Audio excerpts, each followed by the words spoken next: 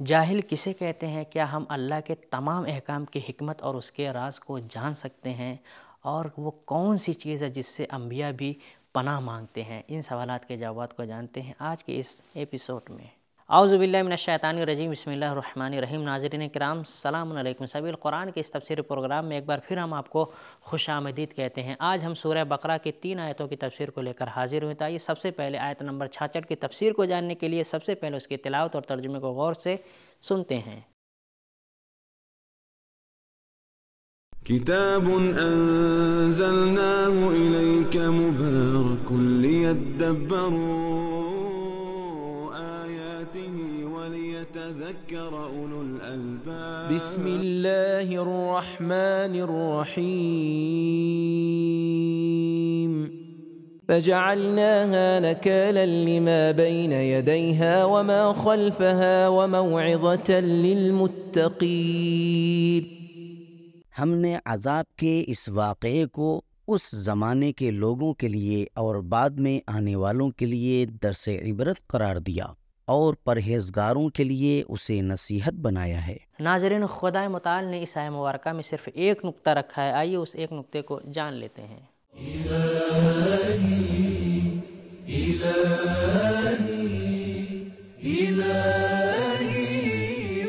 نکال اس عذاب کو کہتے ہیں جس کا اثر ظاہر بظاہر اور باقی رہنے والا ہو۔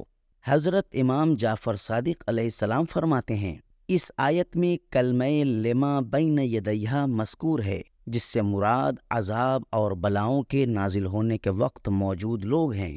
وما خلفہا کے کلمے سے مراد اس کے بعد کی امتیں ہیں، جن میں ہم مسلمان بھی شامل ہیں۔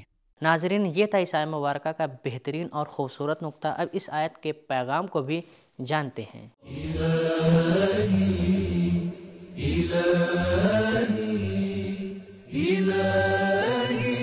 نمبر 1، گزشتہ لوگوں کی شکست اور فتوحات آئندہ والوں کے لیے سبق ہونی چاہیے۔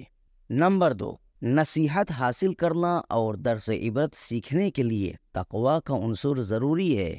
ناظرین، اب چلتے ہیں اس ایپیسوڈ کی اگلی آیت یعنی آیت نمبر 67 کی تفسیر کو جاننے کے لیے سب سے پہلے اس کی تلاوت اور ترجمے کو غور سے سنتے ہیں۔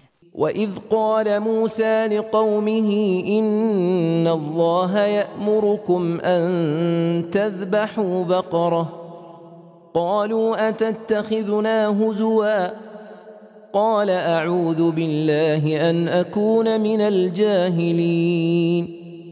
اور اس وقت کو یاد کرو جب موسیٰ نے اپنی قوم سے کہا، خداوند متعال تمہیں حکم دیتا ہے کہ قاتل کی پہچان کے لیے ایک گائے ذبح کرو، تو انہوں نے کہا، کیا تم ہمارے ساتھ مذاق کر رہے ہو؟ موسیٰ نے جواب دیا، میں خدا کی پناہ مانگتا ہوں اس سے کہ جاہلوں میں سے ہو جاؤں۔ ناظرین، اب اس آیہ مبارکہ کے خوبصورت نکات پر بھی روشنی ڈال لیتے ہیں۔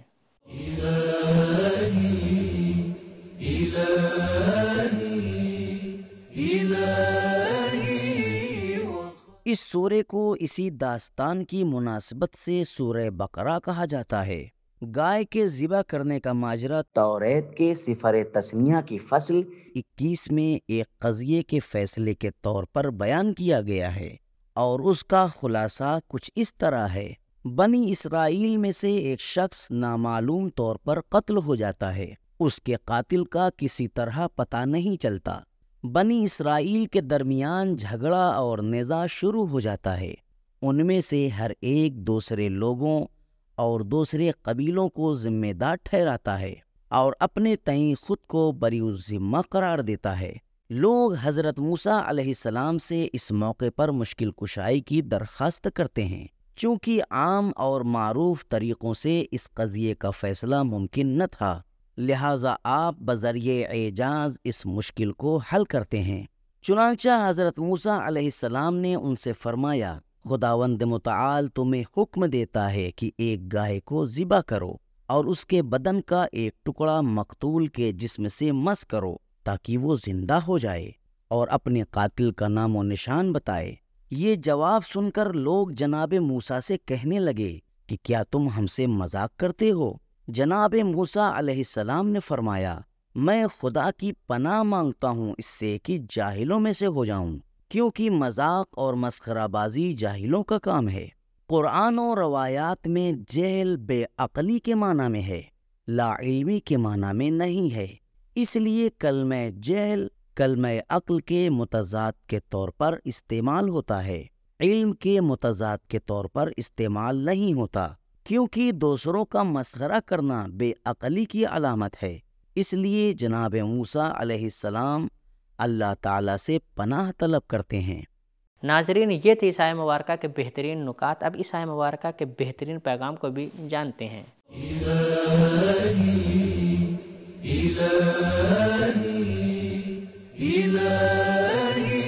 نمبر 1، اگر اللہ کے احکام ہمارے ذوق اور ذہن سے مطابقت نہ رکھتے ہوں اور ہم اس میں پوشیدہ راز کو نہ سمجھ سکیں تو ہمیں اس کا انکار نہیں کرنا چاہیے۔ نمبر 2، جناب موسیٰ گائے ذبح کرنے کا حکم پروردگار کی طرف سے سناتے ہیں کہ لوگ ادب کو ملحوظ رکھتے ہوئے سر تسلیم خم کر دیں، لیکن وہ پھر بھی بہانے بازی سے نہ مانیں۔ نمبر 3، اگر خدا ارادہ کرے تو 2 مردہ جسموں کے ملانے سے ایک مردہ جسم زندہ کر سکتا ہے۔ نمبر 4، گائے کے ذبح کرنے سے اس کا تقدس ختم ہو جاتا ہے، گائے کے مقدس ہونے کا انکار ہو جاتا ہے، بالکل جناب ابراہیم علیہ السلام کی بت شکنی کی طرح اور سامری کے بنائے ہوئے سونے کے بچھڑے کو آگ لگانے کی مانند۔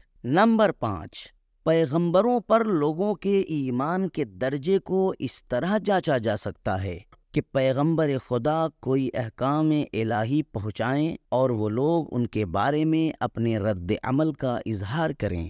نمبر 6، طلب توبہ اور خدا کی پناہ میں جانا خود کو ہر طرح سے محفوظ رکھنے کا ایک طریقہ ہے۔ انبیاء کی عصمت اور ان کا گناہوں سے دور رہنا اللہ سے توبہ کرنے اور اسی طرح کے اعمال کی وجہ سے ہے۔ نمبر 7، مذاق اڑانا جاہل اور بے عقل لوگوں کا کام ہے۔ نمبر 8، جہالت اور بے عقلی ایسا خطرہ ہے جس سے اولیاء خدا کی پناہ چاہتے ہیں۔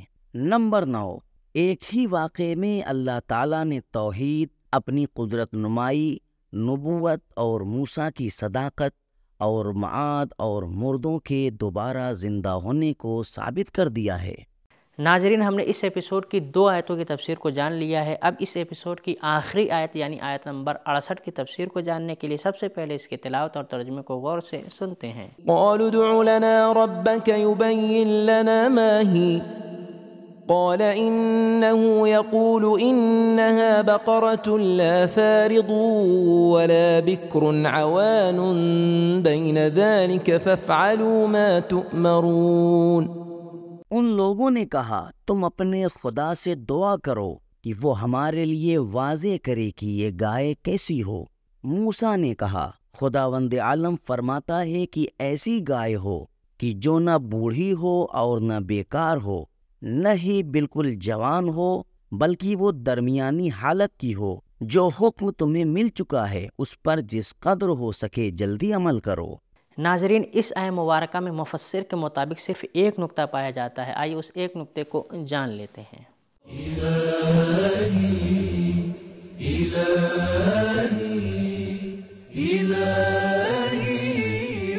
نکات: جب بنی اسرائیل کو معلوم ہو گیا کہ بات پکی ہے اور مذاق نہیں ہے تو وہ بہانہ بنانے لگے، اور کچھ مفسرین کے بقول اس بات کا بھی احتمال ہے کہ شاید اس قسم کے ہیلے بہانے اصلی قاتل کی طرف سے ہو کہ کہیں وہ رسوا نہ ہو جائے۔ تفسیر کبیر، فخر رازی۔ بہرحال قوم کی طرف سے سوال کا انداز ان کے ہٹ دھرم ہونے کی دلیل ہے۔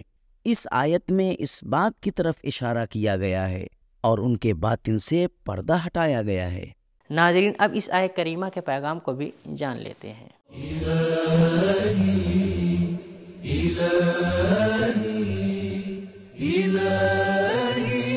نمبر 1، سوال مؤدبانہ انداز میں ہونا چاہیے۔ آیت میں لنا ہمارے لیے کا کلمہ 2 مرتبہ استعمال ہوا ہے، اور ربنا یعنی ہمارے رب کے بجائے ربکا یعنی تیرا رب کا کلمہ ان کے متکبرانہ مزاج کی عکاسی کر رہا ہے۔ نمبر 2، احکام الہی کی فوراً تعمیل ہونی چاہیے، لیٹ لپیٹ اور شک و شبہے سے بچنا چاہیے۔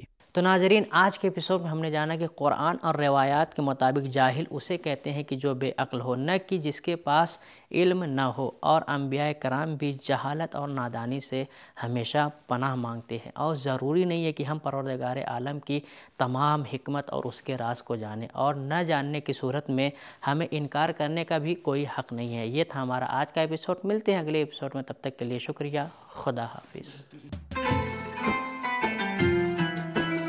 سبیل قرآن، قرآنی سماج کی پہچان۔